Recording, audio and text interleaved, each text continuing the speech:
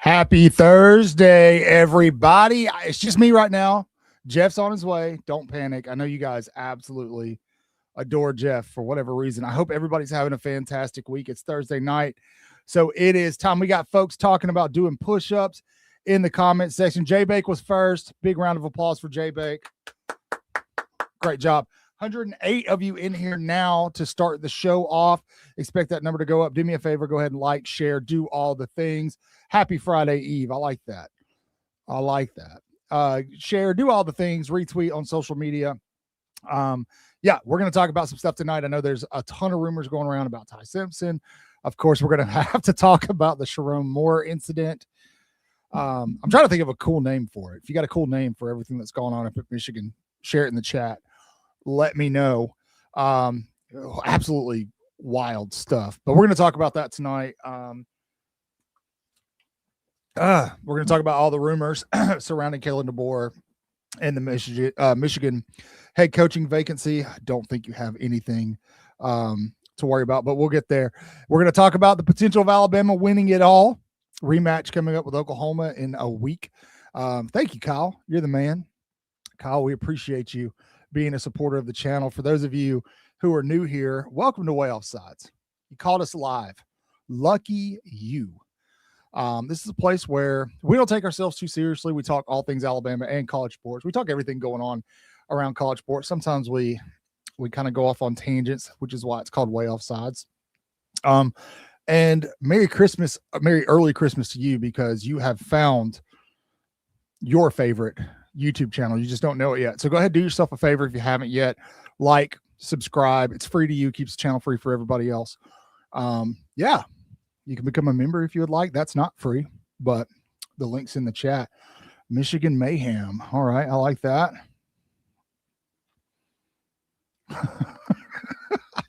Lance is off. Okay, here's what I want to do tonight.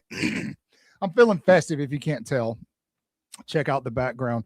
Lance is usually going sideways about 5-10 minutes into this thing. Now, listen, you can't be too crazy because we have to delete comments because it screws with the algorithm if you're too nuts. But I want to see who can outdo Lance in the comment section tonight. There we go, Wolverine Gate. Thank you, Kat. Welcome in. Merry Christmas. Happy Kwanzaa. Whatever it is you celebrate. The Amazing Blue Tornado. Oh no. You guys.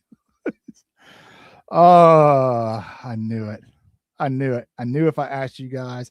Obviously, that's going to be a big topic tonight. We're going to talk a lot about what's going on at Michigan. But we'll go ahead and jump into some stuff. What's up, Josh? How you doing? Thanks for joining, man. We'll go ahead and jump into some stuff. We've got a pretty beefy show, pretty girthy show lined. I don't know why I said that word. Lined up for you tonight. So we'll get started. We're going to talk about Ty Simpson.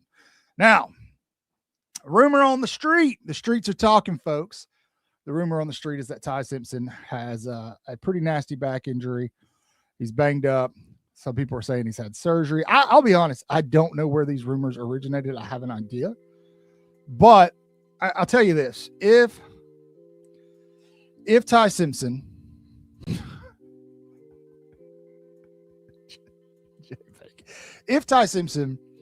was dinged up that bad, I feel like that would be reported on at this point. Previously to making the playoff, maybe not. We all know what the College Football Playoff Committee did with FSU when they left them out when Jordan Travis got hurt. I think Jordan Travis was a little bit more of a detriment to his team than Ty Simpson is. I think Alabama has multiple quarterbacks who are capable of leading this offense, at least leading it better than it looked against Georgia and Atlanta last week. Now, I'm going to tell you, we're going to get to all the head coaching stuff, guys. I promise. It's over there. Take a look. See it up there? It's there. We're going to get there. Now, I'm going to give you my take on Ty Simpson. Do I think Ty Simpson is hurt? Yes. I think at this point in the season, there's not a lot of people who aren't dinged up, right? Who aren't a little banged up here or there. Alabama has not been lucky in the injury department this season. It's been a rough season for Alabama in terms of injuries, and it reared its head offensively in Atlanta. Now, I question Alabama beating Georgia in Atlanta with a healthy squad just because Georgia was on an absolute tear. They were winning that game, and that's fine. That's fine. Ultimately, the game doesn't matter outside of seeding for the college football playoff. Give me a thumbs up when you're ready to come on in. Oh, you can bring yourself in. You're an admin. I'm in. Like Flynn, baby. Hey, Jeff, we're talking. What's up, fam? What's up, dude? What's up, chat? Man? Chat is already banged up and ready to go. They are. They've been in the nose candy tonight already, man. It's wild. Ooh, what is this? A Friday night in the summer? Wait, what? Somebody said Happy Friday Eve. I've never seen that before, so not on the show. So, chat is ready, man. Chat is ready. Very lively. So, Jeff, I'm talking about Ty Simpson. Now, I'm giving you my theory on Ty Simpson. You know the rumors. You've heard them. Mm-hmm. He's hurt. People are saying he's had back surgery. He's got a herniated disc, blah, blah, blah. I'll tell you this from my extensive knowledge. Okay. And for those of you who want to question my extensive knowledge, this is a no BS story. I can't go into a lot of detail, but I did an ultrasound today. I did an ultrasound on somebody today. That's all I'm going to say. But ideally, if it is something like a herniated disc, especially one that requires surgical intervention, you're probably looking at not playing football, right? I mean, does that make sense to you, Jeff? Mm-hmm. Right. Okay. Yeah. All right. So we can agree that it's likely not a herniated disc here that we're talking about. But is Ty Simpson banged up? Is he hurt? Probably. There's not many people who aren't banged up in some way, shape, or form right now. That's 1,000% true. Thank you. All right. Now I'm going to tell you guys. Limped into that game. Yes. Now, come on, JB. I'm going to tell you guys. Bill got fired. I'm just kidding. Oh. He's around. He's doing old people stuff tonight. I'm sorry. J-Rock City, don't worry. You made it. You right on time, baby. Fashionably late. Hey, man. I just barely beat you, Rock City. I've only been here for like a minute. Now, I'm going to give you my take. I think what's going on with Ty Simpson is this, and it's very simple. It is, and we saw this last year with Jalen Milroe, and everybody around this time last year was saying Jalen Milroe was injured, trying to excuse the poor quarterback play. And Ty Simpson has played poorly at the quarterback position the second half of the season. What I think is going on is classic conditioning. For those of you who have taken Psychology 101, you remember Pavlov's dogs, right? Right? Your brain will condition itself to react to a stimulus a certain way. What's the stimulus? Well, the stimulus is getting your face crushed every time the ball snapped. Ty Simpson has played under so much pressure in the second part of the season. It started in the Missouri game. So much pressure. Mm-hmm. Georgia, constant pressure. It was relentless. Oklahoma, relentless. That he has literally adapted this panic mode. That is how he's playing. It doesn't matter if he's playing pressure anymore. Right now, he's got this urgency. Mm-hmm. The ball out, and I think that's what's going on, man. I think that pressure has affected him long term in his play.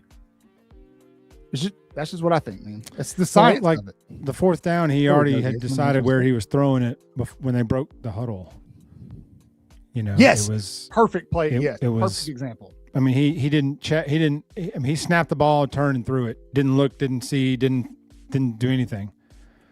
That he'd already was like, I'm not gonna have time to check down. I got to get this thing out quick, and then he throws it 15 yards out of bounds. Yeah. And just a poop show from the get go. I am willing to bet that, and I bet back in the spring, I bet tickets to the FSU game. Or no, I bet tickets to the Georgia game that Ty Simpson will walk out as a starter in that game. I was right.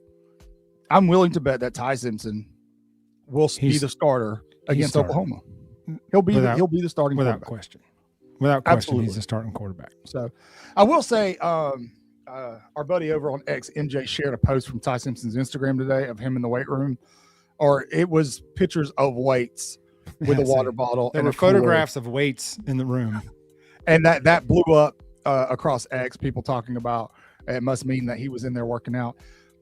Ty Simpson has a NIL deal with Yeti.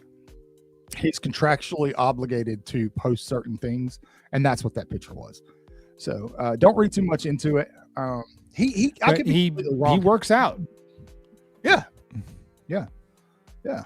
Sure. Unlike me, he certainly does.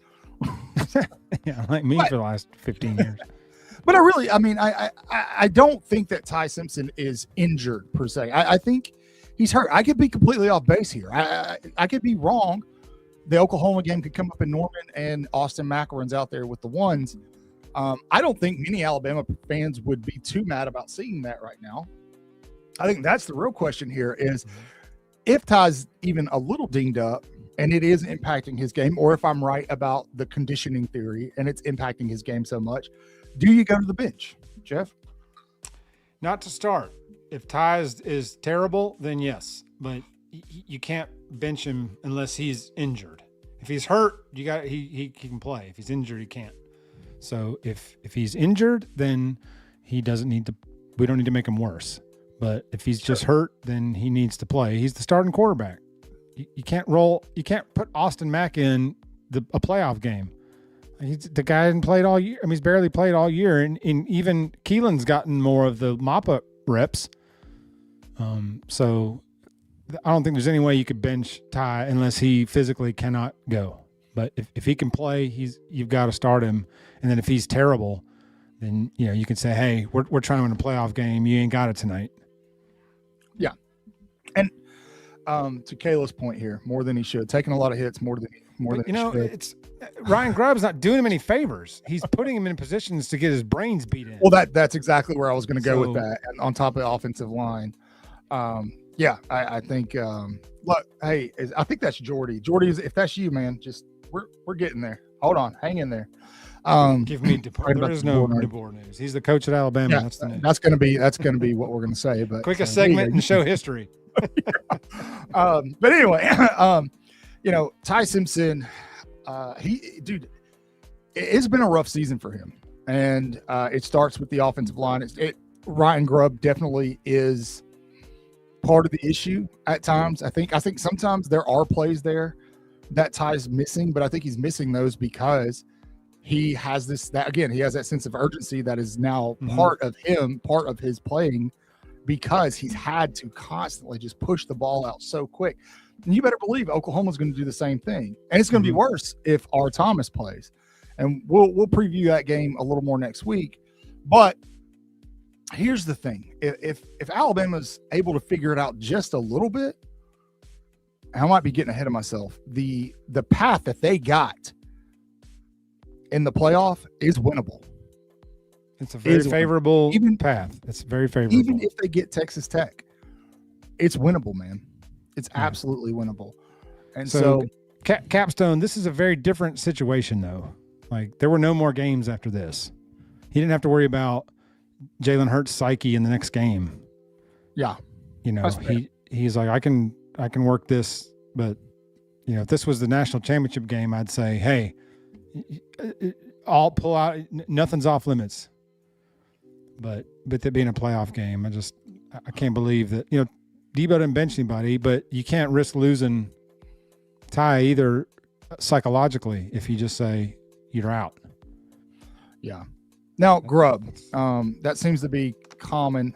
Jeff, if you can put up some of the Grub comments for me, man, my computer whatever it wants. Again, Grub is part of the problem.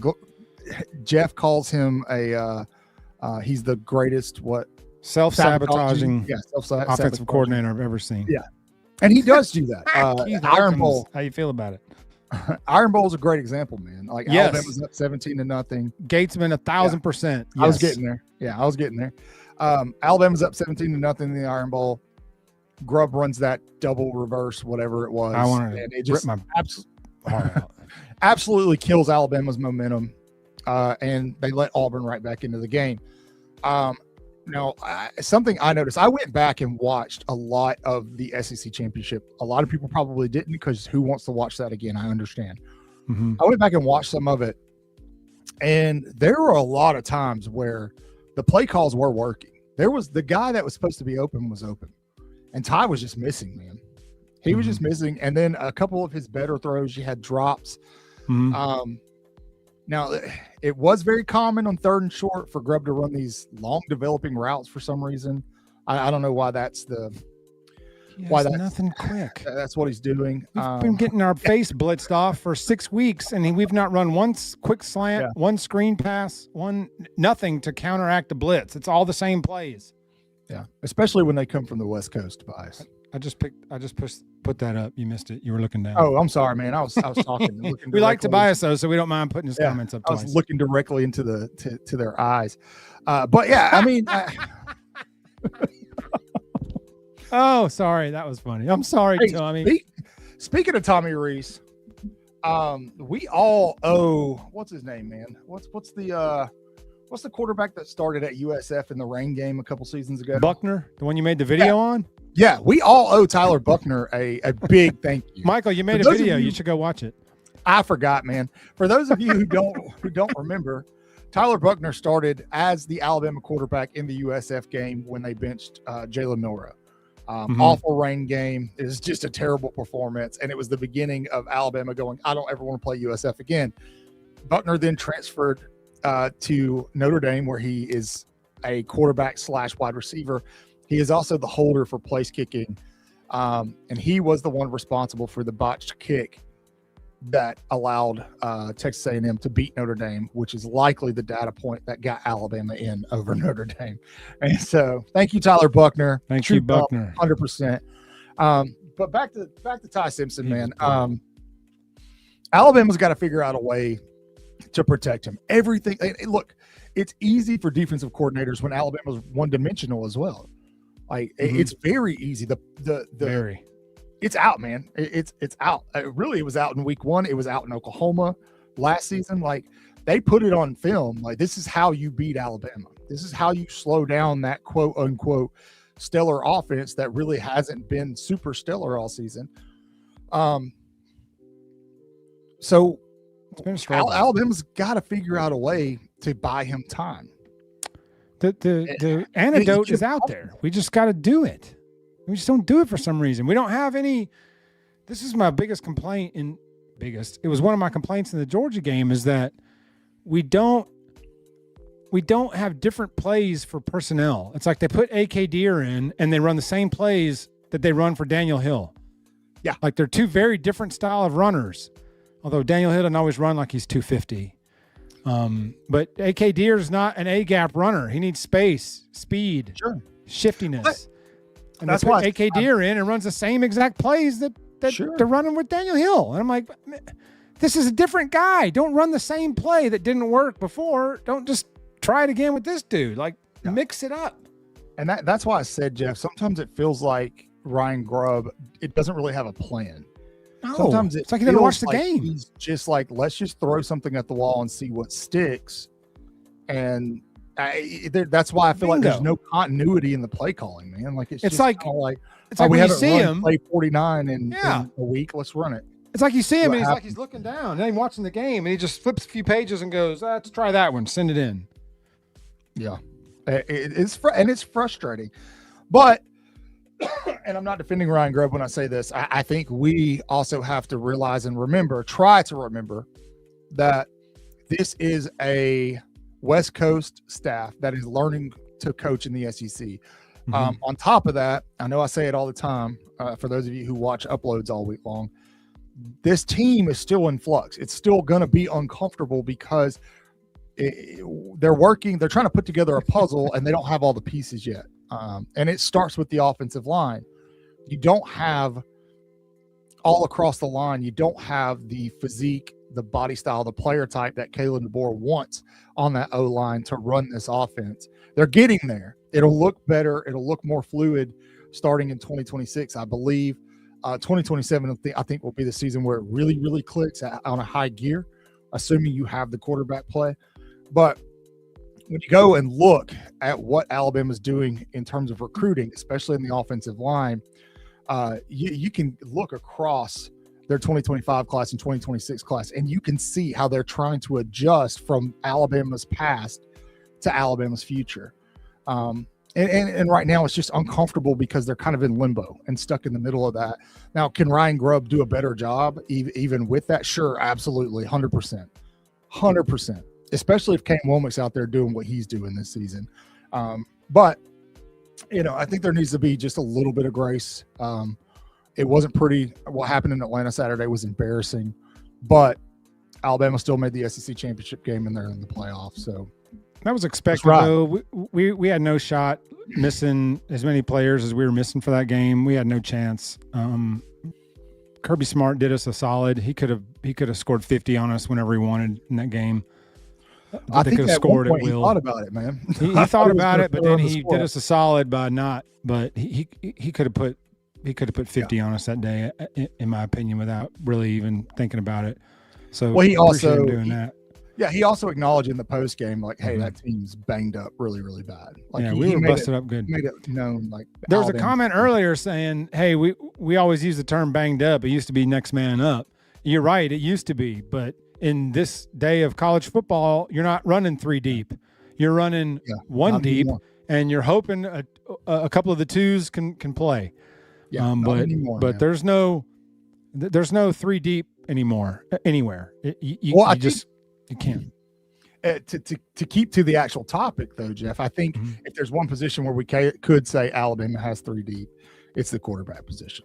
This is true. I honestly, assuming that, whatever the rumors are, wherever they came from about Ty Simpson being injured, assuming there was anything legit about those and he didn't play against Oklahoma or at Oklahoma, I'm not going to panic if Austin Mack gets the start. I'm not going to panic if Keelan Russell gets the start.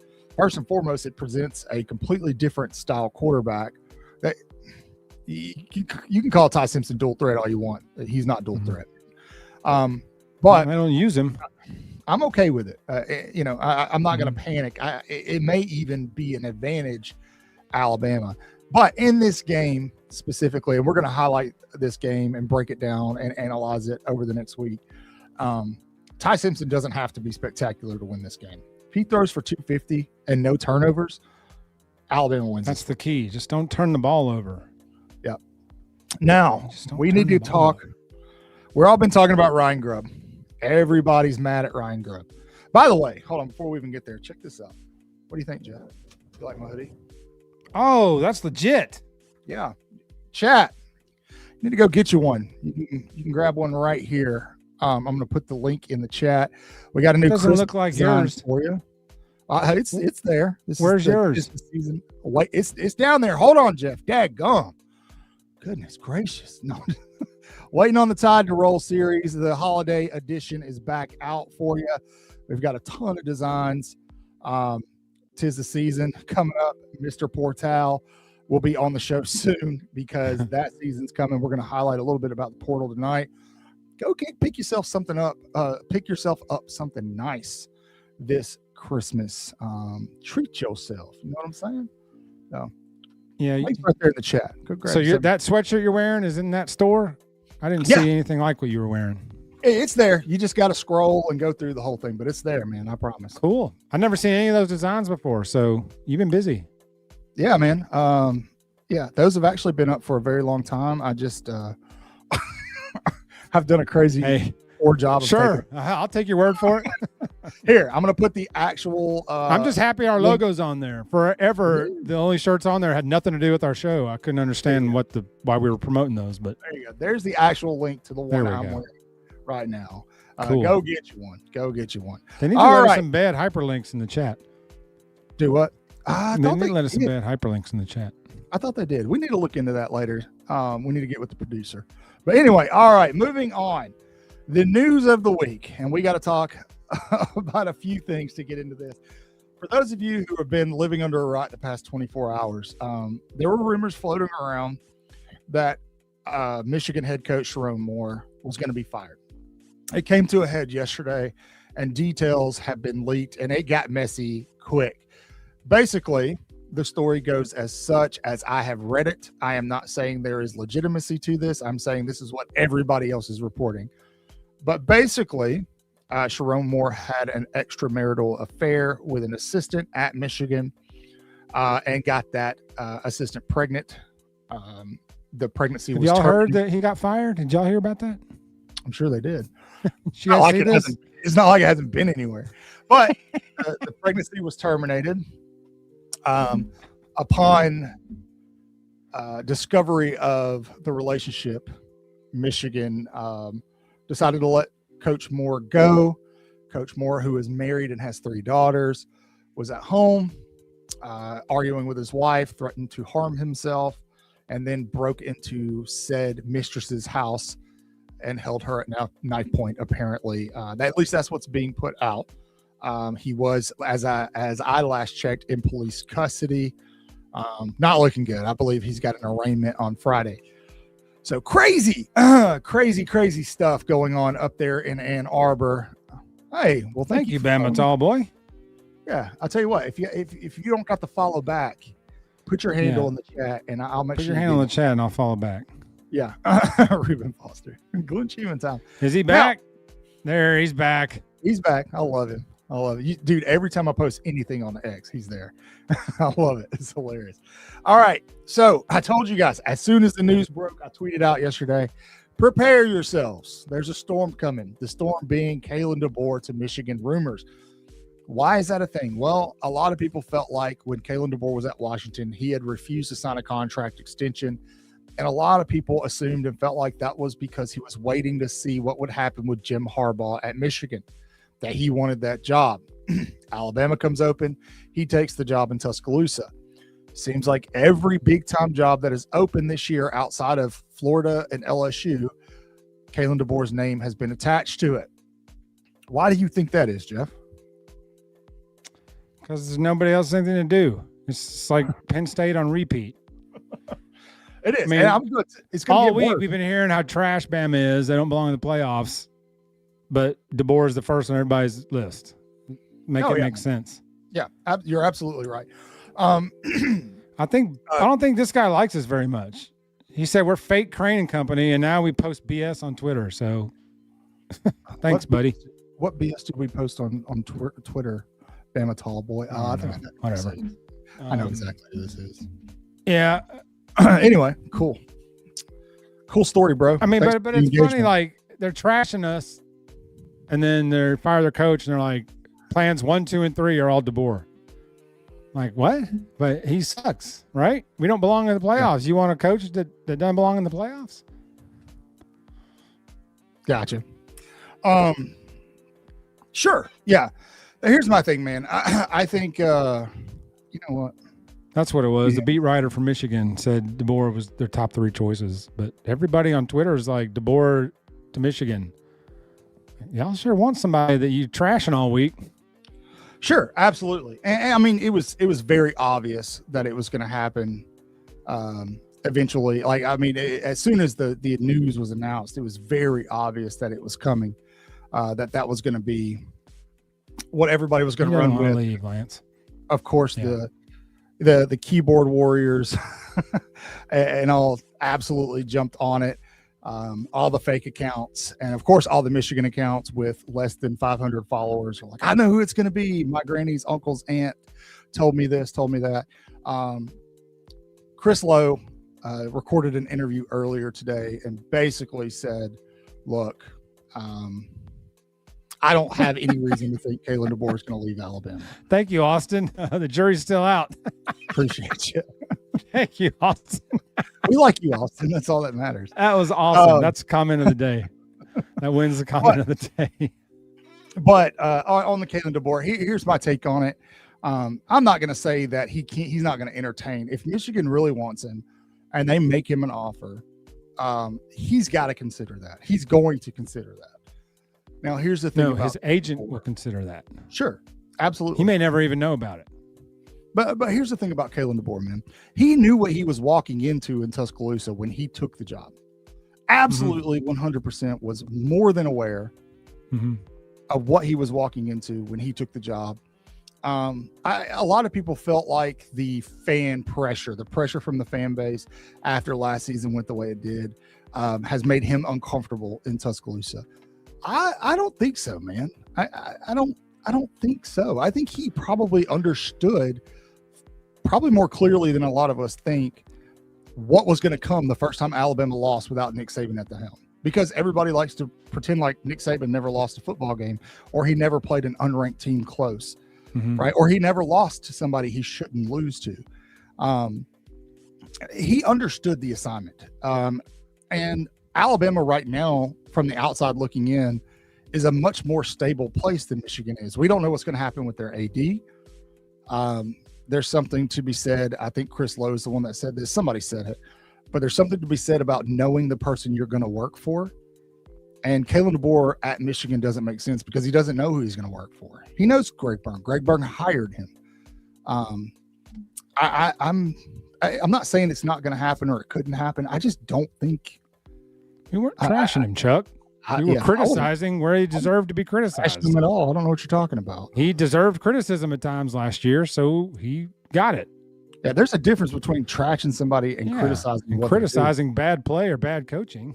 Yeah, like, I mean, I just got done talking about Ryan Grubb and where I think he's doing a terrible job as an OC, and then explained why I think he deserves grace as Alabama's OC. That's not trashing somebody. That's being critical, just like I'm being of your comment. Thank you, Mattress Matt, for the super chat. Quick outs. Yes. Quick outs. Throw a screen slants. pass. Quicks out. Maybe a screen pass here and there. So, I mean, there's ways to counteract a steady blitz, and that's all we've been getting for 6 weeks. We're about to get a lot more of it, buddy. A lot more of it. Yes. So, but chat, what do you think, man? Like, do you think there's smoke when it comes to Kalen DeBoer going to Michigan? A lot of people are painting Michigan as his dream job. I don't. I don't think it's anything to worry about, honestly. I think Kalen DeBoer is focused on the college football playoff. He knows he's got an opportunity in front of his team. He said yesterday, we've got the pieces to make a run at this thing. I believe him, man. Glenn Schumann time. He's not going anywhere. Look at the 2 classes he's worked so hard to specifically build for a specific reason. He's not going to bail on that. Granted, he could probably take the whole class with him. Sure. If he wanted, if he did, but he's recruiting specifically to build this at Alabama. Like, he's not, I don't know. This is so dumb. Like, he's not going anywhere. He's not going anywhere. I don't think he's going anywhere. I don't think there's anything to worry about there. But he needs to make some staff changes. There needs to be some changes this off season. Regardless of how the playoffs go, there needs to be some changes made. And there will be, because Shep's gone. You know, he took a couple of guys with him from the staff. So we're going to have to make some staff hires anyway. But there's 3 key staff upgrades that need to be made. Sure. Yes, he's not going anywhere. Why would you go to Michigan and have to deal with Portnoy? I mean, you laugh, but he probably donates a bunch of money, and so he probably thinks he's entitled to walk around there and give his opinion. And I'm sure he does. Does any coach want to deal with that? What's going to happen when the new coach comes in and says, "Man, get this Yahoo out of here. I don't want to talk to this guy." And they're going to be like, "Well, you have to. He gives us $3 million a year or whatever." You know, I don't know if he does, but he gives us X number of dollars a year. So I don't think he wants to go anywhere near that. Well, it's also, like I said, you don't know what the future of Michigan looks like. They haven't fired the AD yet. I think that's probably coming at some point in time. This J-Rock is something I've thought about and kind of been hesitant to tweet because Courtney Morgan does have a relationship with Michigan, but I just don't, man, I don't. He left Michigan to go be with DeBoer. Yeah. I think he's not going to leave DeBoer and go back to the dumpster fire. Yeah. He chose to leave Michigan to go with DeBoer when he went to Washington. Wait, Coach Cap is gone? That was a rumor. Is that verified, Jack? It has to be. It has to be. He cannot run this back with that guy coaching offensive line. He cannot do it, especially if Huff is out there. Coach Cap. So offensive line, special teams, running backs. Those are the top three. Yeah, and wide receivers now that he's got to, because that's a vacancy. But those are the three coaches that need to be replaced.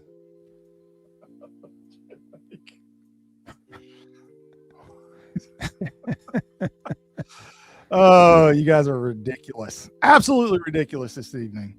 So, do I think Kalen DeBoer is headed to Ann Arbor? No, I don't. What just happened, Jeff? Okay, we're gonna skip that. That was weird. So, that was weird. That was a little scary. I'm okay. Whiteout. More about. Yeah. Anyway, all right. Portal additions. Let's move forward here. But before we do we have any? Not yet. But that's the whole point of the segment. Portal additions. Michigan. What's really interesting, and Jay Bacon and I talked about this last night in our Waaaay Offsides X chat, is national letters of intent. We've already seen one player today from Michigan get out of his NLI. Very interesting. I don't think he's going to be the last one. Obviously, the door is going to open for a lot of guys to make the jump out of Ann Arbor. I think given the look of things on top of the cheating scandal and now this, I would not be surprised. But we're only a couple of weeks removed from the actual portal being open itself, and it's going to be nuts. Now, this is your show, and so, chat, I wanted to ask you guys, where do you think on Alabama's roster, what position does Alabama need to address in the transfer portal? Several. I see it. I see the comment. Actually, Coach Huff's a tight ends coach for the Rams, Gatesman. So he's coaching tight ends for the LA Rams. Yeah, here's to hoping he gets fired. I'm hoping that he just signed a 1-year lease in LA and DeBoer says, "Hey, stop fooling around with tight ends and come do what you're born to do. Coach my offensive lineman." And this is true, Tobias. That's going to be my trick to finally make this change in Pittsburgh. Hey, on that note, look, if Kalen DeBoer is going to leave Alabama, it's going to be for an NFL job. Just saying. That was that's why I told my LSU friend about Lane. I said, the only thing you got to worry about is if he goes 30-6 in 3 years and plays for a title, the NFL is going to come calling and he's going to go running. Yeah. A lot of people saying the same thing. Field goal kickers, O-line, D-line. I agree. I think you got to get a little bit of depth there. I'm interested to see what Ty Haywood does. If you guys remember Ty Haywood from last year's recruiting class, he's the guy that was heavily favored to Alabama. 1,000% committed. Yeah, and then the night before signing, flipped to Michigan, had never visited. We all kind of know what took That's place awesome. there. Never even been on campus. Interested to see what happens there, but yeah. Never took a visit. I think Alabama will approach this excuse me. This transfer cycle, specifically on the O-line, the D-line. Now, Alabama's recruited really well at the O-line. So I think they'll look more towards the defensive line in this portal window. Just me. Just what I think. This is another option. Pittman's out there for O-line coach. If Sure. Huff doesn't answer the bell. Sure. Give me just a This would be second. interesting. This would be interesting. Give me interesting. I'll take Barrett Jones as an O-line coach. Give me Julio wide receivers, Barrett Jones O-line. That'd be interesting. Funny Barrett Jones story. I heard an interview with Barrett Jones one time, and this was after his career had ended. His playing career had ended. Didn't have much of an NFL playing career, which kind of shocked me. I thought his last year at Alabama when he played center, I thought that was his path to the NFL was okay. I don't know what happened. Anyway, so his pathway was to the NFL was playing center, and then he said that his biggest problem was that he was going against Aaron Donald in practice every day. He was getting whipped in practice every day, and so he didn't think he could play it, so he didn't make it out of camp. Never really stuck with the Rams, and then moved on from playing. But he was like, had I got drafted anywhere else, I wouldn't have been going against Aaron Donald every day in practice and getting exposed massively. So anyway, AC Carter, that's a blast from the past. Joe Edwards, AC Carter, man, the deuce. Oh man, I got something in my throat. I don't know what's going on. Goodness, I'm all right. Anyway, O-line coach, special teams coach. Jeff says running backs coach. I think in terms of personnel, you're going to want to shore up. Alabama's going to go after some linebackers in the transfer portal for sure. I think they're pretty much well covered at DB. Linebacker is going to be a position of need. Edge rusher, defensive line. You may look for some depth on the O-line. But listen, Alabama's recruited really well at the O-line. Oh, God. Spit on that thing, Cat. I'm choking over here. Yeah, we already talked about that, Wade's World, and I agree with you. I think he's probably banged up a little bit, but injured. He's banged up. He's not injured, but he's battling. I mean, I think he got concussed during South Carolina, and then I think he got concussed again against Auburn. Go watch that Auburn game. He got blasted in that Auburn game multiple times. Yeah. Wound up bouncing his head off the turf a few times too. Yeah. Now we talked about this a little bit, but Bama's going to take on Oklahoma in 7 days, next Friday night. It'll be the first game of the college football playoff. In Norman, cold temps. They're going to go up there for the rematch. Alabama coming off possibly their worst offensive performance of the season in the SEC championship game. A lot of variables that you can consider in that, injuries. I think the team was riding a high coming off of that FSU loss. I think they used that for motivation for a long time, but that hunger kind of waned towards the end of the year. Jeff, what do you expect Alabama's offense to look like going into Norman? I have no clue. And that was my biggest fear going into the Georgia game was I know what Georgia's going to do on defense. Like the same thing every team has done against us the last 6-7 weeks. They're just going to blitz all night. Blitz, blitz, blitz. But I don't have any faith that Grubb can counter it. He's shown no adjustment in 6 or 7 games to counter the blitz. It's all the same stuff. We're running the same plays, the same schemes, the same everything every week. And we know what the defense is going to do. They're going to blitz all night. They're going to blitz till they can't blitz anymore. And Georgia did, yes, our running backs don't do anything well. Literally, they don't do anything well. But the Georgia game, you knew they were coming. You knew they were going to. You knew they were coming. You knew they were going to blitz, especially as good as Kirby and Glenn are on defense. They find the chink in the armor and exploit it, and that's exactly what happened. And we had zero counter for it. Georgia would force Ty to check 36 times at the line, and they'd force him to check into the play they wanted him to. That's schooling somebody right there. And so sending Ty to the line with 56 plays to check in and out of in a loud stadium is not helpful. It's not doing anybody any good. And then he does all these checks and we gain a yard or lose a yard. It's like he checks into this play and no gain. I'm like, what are you seeing? But I think Georgia just played him. I think Georgia just said, we're going to line up this way. You're going to check into the play we want you to, and then we're going to just pound you in the face. And that's exactly what they did. Yeah, I think when we go back and look at the first matchup in Tuscaloosa, you have to consider that Alabama actually moved the ball okay in that game. Let me look at the box score here because I can't remember. But I don't think Kat's question earlier, Cuevas, I don't think is going to be ready. I think it's a wrap. Yeah.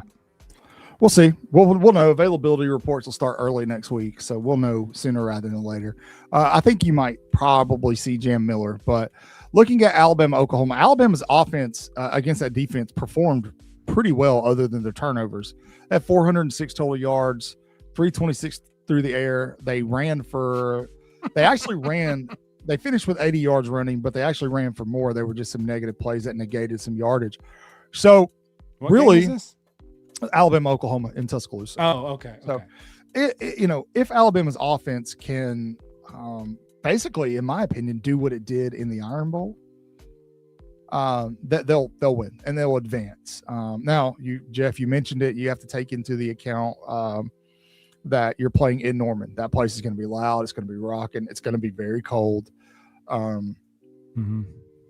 If Ty Simpson is banged up, what does that look like? Once he's going to get hit. Ryan Williams has not been a sure thing. I think he's dropping like 13% of his pass or his targets this year. Wide receivers are going to drop balls. It's going to be cold. Little things are going to matter in this game. And, I want to say that I think Alabama is good enough. They've got the talent to make a legitimate run at this thing. They definitely have got the defense to do it, but it just seems like they can't put it all together in one game. And yes, Howard, we can. Gotcha, Howard. They can't put it all together in one game. And we're so deep into this thing.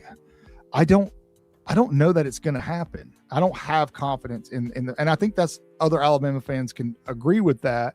And that's probably very frustrating. It's frustrating for me.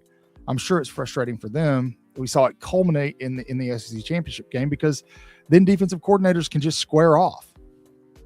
Mm-hmm. Yeah, that's true. Yeah. Running Our backs, receivers aren't blocking like they should. The running backs ain't blocking like they should.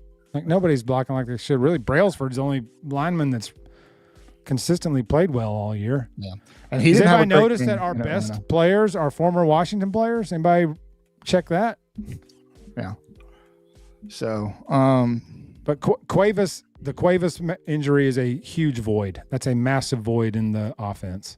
Yeah, I agree. They'll need one of these young tight ends to step up, Marshall Pritchard, somebody like that, and not just catching the ball on late downs. They're can't gonna have argue to this. in the blocking. This is game. 2 years in a row we've teetered at the end of the year, so we can rewrite that now. Yeah, I did a video a few days ago, and I was discussing that, and I was talking about what I always say. We're kind of in limbo between Alabama, who they used to be and who they want to be, getting the right players in there.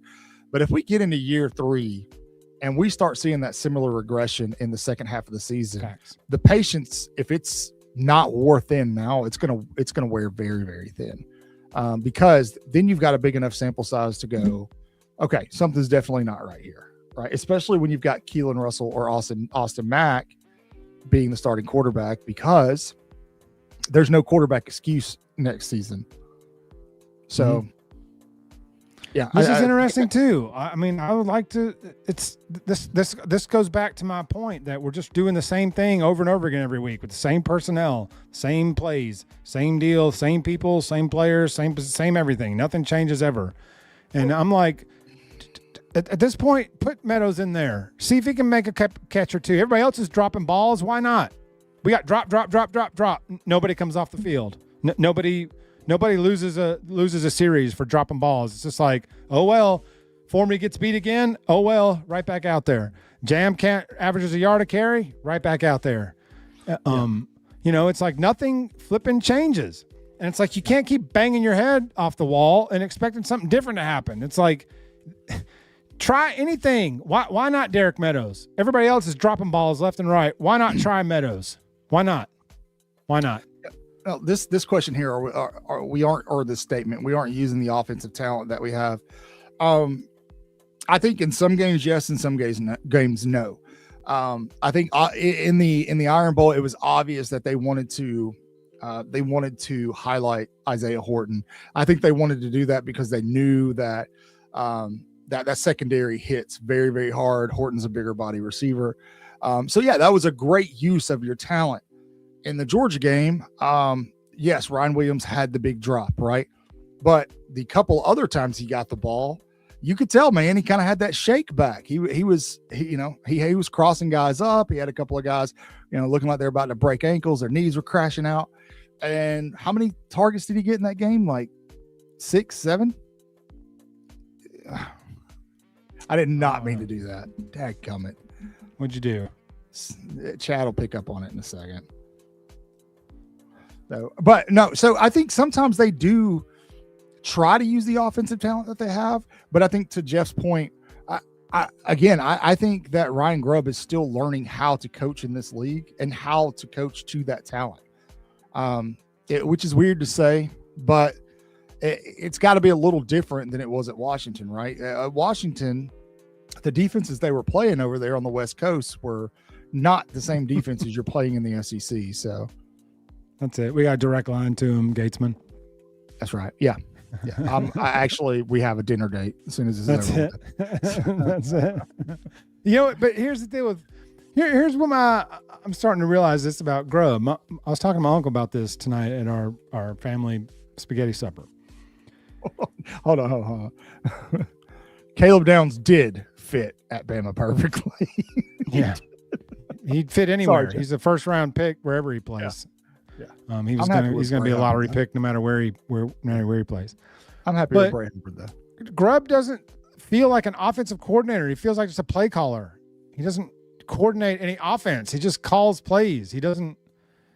We were talking about earlier. He doesn't even feel for a game. That's part of being an offensive coordinator is reacting in real time to what you're seeing in the game, what you're getting from certain players. Okay, this guy's doesn't have it today, so we're going to try something else. We're going to pivot. We're going to do this. We're going to adjust at halftime. Kirby Smart, the greatest halftime adjust coach we've ever seen. Yeah. We don't do any of that, and it's like, is he really an offensive coordinator or is he just a play caller? There's a difference. Sure. Right now, he feels like he's just calling plays. Well, I can see that. Alabama played 8 quarters of football against Georgia this year, and in the last 6 quarters, they scored 1 touchdown. That's it. Yeah. And, we all know it doesn't take a genius to know that however you feel about Kirby Smart in Georgia, that is the best team at adjusting defensively in the country. They have been for 2 seasons. And, they just picked right up where they left off defensively from that game in Athens. If Alabama didn't get hot early in that game, they easily could have lost in Athens. And Alabama did not try to counter anything that they saw in the second half of that football game. At least not that I saw. And so it was do it in a month and a half. Like they don't adjust anything. Yeah. To the questions about Grubb and Kalen DeBoer, they're very, very close. They've been together for a long time. Mm-hmm. If it came down to Kalen DeBoer ruining his legacy as a head coach, I think he probably would at some point, kind of correct the ship when it comes to Ryan Grubb, whether that be, pull him in the office, have a sit down with him, or, hey, you should probably go find another job. Play calling duties. Everybody does it all the time. When somebody's struggling, you see it all the time. So-and-so's doing play calling duties. Yeah. But it's not going to be some nationally televised, fight on the sideline that everybody wants it to be. So see you, J Rock. Thanks for tuning in, J Rock. Mm-hmm. Yes, like unload it. Yeah, that's right, Gatesman. He's like got the Aaron Rodgers. Aaron Rodgers will never throw a pass he thinks might get picked. Well, but that's how Grubb calls these games. It's like we get up 17-0, and he's like, I don't want to turn the ball over and give him any momentum, so we're just going to shut it down. Right. And then 5 minutes later, it's 17-13, and we're in a battle. Like, we should have blown out a couple of teams this year. We had a couple of teams dead to rights. Auburn. Missouri. Yeah. Georgia, we were up in Georgia. 14-0. Something like that. Something like that. Mm-hmm. You know, Jay Bake, I made this point earlier in the season that if you go back and watch what he put on the field at Washington, it wasn't some high flying spectacle like people made it sound. You know, but he's very efficient.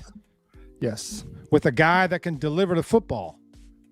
Yeah, well, it was definitely better what we're seeing in Tuscaloosa. So, I guess before we move on to the final topic, because we're running out of time here, Jeff, like, do you think Alabama can improve on anything offensively before they try to make a playoff run, or do you think it's basically going to be what we saw in the SEC championship in Norman? No, it's not going to be. I don't think it's going to be as bad as we saw in the SEC championship. We're not facing Georgia. There's a difference. No disrespect to Oklahoma. They had a great defense. Bama had something for Oklahoma's defense. I think we're going to be healthier. I think we're going to have a few players back. Maybe not Cuevas, but I think there's a possibility for Jam, maybe a couple other guys to just be a little bit healthier than they were.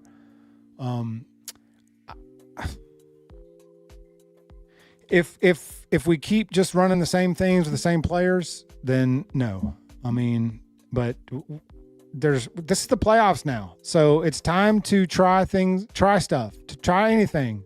You know, Ryan Williams dropping balls off his neck. Never seen a receiver take a ball off his neck. But he sure did.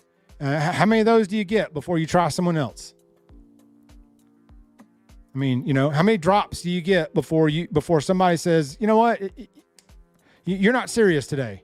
So why don't you come have a seat over here for a couple of series? We're going to let Meadows or Cole Adams go out there and run this. But like, they won't play anybody. They play the same three receivers the entire game, no matter what. So I don't know what's going to happen. I don't think that we can suddenly just show up and be an offensive juggernaut. I just don't think it's in them. It's in Grubb to do that. Sure. But, you know, Ty a little bit healthier. Ty can't keep playing this poorly every week, right? At some point, he's going to have a decent game. Unless he's injured. So unless he's injured. And if that's the case, then he's a hindrance more than he's helping. Yeah. Alex, how's the little one? Let's see. She made it through. She's home now, feeling better. But now I think she has pink eye. Thank you for the prayers, fam. Pink eye. Well, that sucks. Home. Yeah, we'll all join you in prayer, buddy. Absolutely. I don't know, Joe. DeBoer doesn't really pull people. Not that I've seen.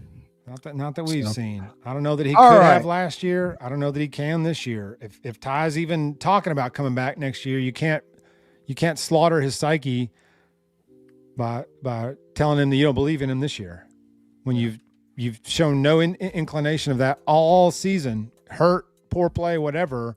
He's been the man. Absolutely. He's been QB1. All right. Finishing up, chat. I'm going to give you a challenge here. Now, I want you to be realistic. I know some of you aren't going to be able to take off your goggles, and that's fine. But as of right now in the playoff field, who has the best shot of winning the whole daggum thing? Jeff, I pose the same question to you. I think it's Georgia's going to win the whole thing. That's fair. The way they look Saturday, absolutely. They're not an offensive juggernaut. Clearly, they're not. They don't, blow you out, hang 600 on you and 50 points. Yeah, but they're playing at a high enough level at the right time. Their defense is playing fast. Their defense is playing really good, and Kirby's the man. I mean, all these coaching changes, when all the dust settles, Kirby Smart is still up at the top of the mountain. Sure. And if I got to put my faith in one guy in the playoffs, it's been the guy with the track record, and that's Kirby. And I've seen this year him make adjustments with a team that probably isn't his most talented that he's ever had there, that has flaws, but they can mask him well enough, and he's a good enough coach, and that defense is good enough. They were flying on that field Saturday. I mean, they looked. We didn't look ready to play that game Saturday against Georgia. We looked almost punch drunk. Well, maybe we were. And maybe we were. I mean, we were maybe we were a third of a team going into that game. So, Reuben Foster. but I think we we match up better with Oklahoma. We've proven that we can move the ball against Oklahoma. We just turned the ball over and turned ourselves out of that game.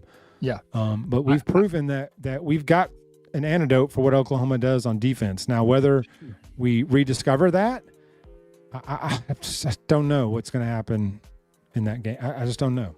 I don't have any faith that Grubb can devise a plan for it. Yeah. It's hard to predict. And that's why Vegas, even at home, only has Oklahoma like 1.5 point favorite. But I think because of where Alabama found itself, I was shocked. I'm going to be honest with you guys. I was shocked that the committee didn't drop Bama to 10. I'm happy they didn't, in the sense that draw, that branch of the bracket is exactly what Alabama wanted. A struggling offensive team wanted moving forward. I think Alabama, based off of what we saw in Tuscaloosa, we know they can do enough to beat Oklahoma. I think Alabama, let me interrupt you for 1 second. Yeah. Cotton. I'm going to post this comment. Okay. Thank you, Gatesman, because y'all drive the show. Yeah, it's your show, man. It's your show. We're just up here commenting about things that y'all talk about and y'all say. So thank you, Gatesman, for joining and for commenting, and thank everybody in the chat. So didn't mean to interrupt you, but I just wanted to acknowledge this because y'all I'm gonna do this. Leave that comment up for me, Jeff, for a second, because I want to piggyback off of that. Gatesman, something that we do is for whatever reason, man, there's a lot of people that get on YouTube and X and content creators that just talk about Alabama.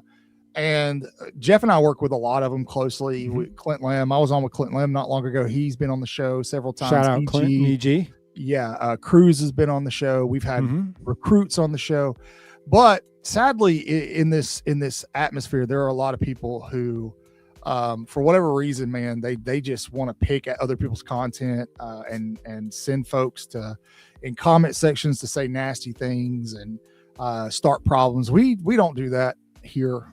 You'll never hear us mention another show negatively here, just because look, dude, we all are just some dudes in front of a camera. None of us are actual journalists.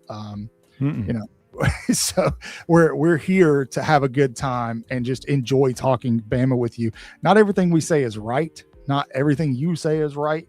And with that understanding, man, like we've got a great audience of people who are just fun to talk to and have a good time. You can see in our chat, it's very, very interactive. We've got our old timers who have been around for a long time.